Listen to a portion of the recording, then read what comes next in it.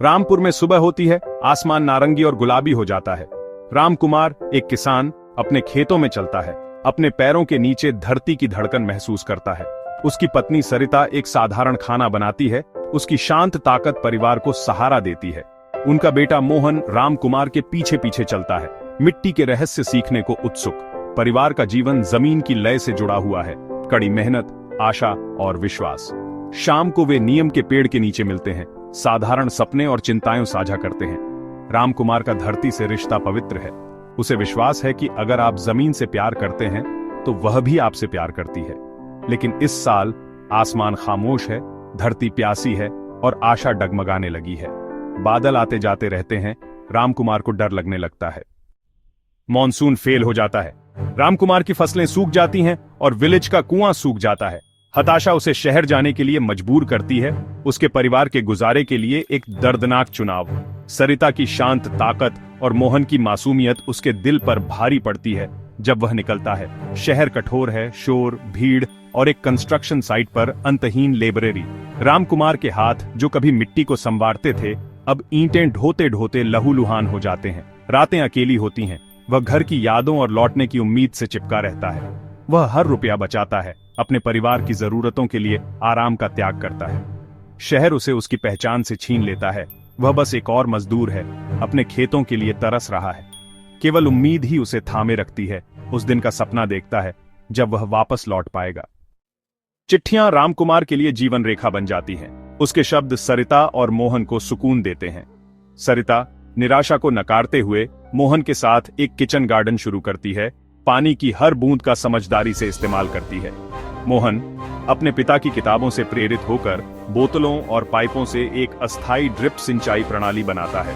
उनका छोटा बगीचा फलता फूलता है, सूखे के बीच एक हरा भरा नखलिस्तान। सरिता की कढ़ाई से अतिरिक्त आय होती है और मोहन नई जिम्मेदारियां संभालता है।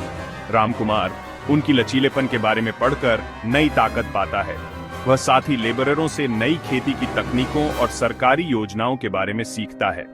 उसके घर के पत्र तरसने से हटकर नए विचारों और आशा को साझा करने लगते हैं।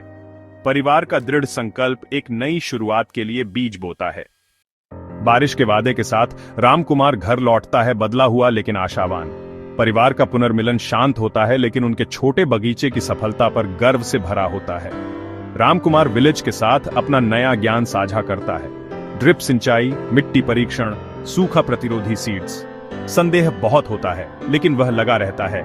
अपने खेत को एक परीक्षण के रूप में इस्तेमाल करता है। वह एक सहकारी बैंक से ऋण लेता है, आधुनिक तरीकों में निवेश करता है। सरिता वित्त का प्रबंधन करती है, मोहन तकनीकी विवरणों में मदद करता है। खेत उनके सपनों का एक कैनवास बन जाता है, परंपरा नवाचार के साथ जुड़ी हुई। पड़ोसी देखते हैं, कुछ संदेही, कुछ आशावान। परिवार एक साथ काम करता है, पानी की हर बूंद और बीज भविष्य पर एक जुआ।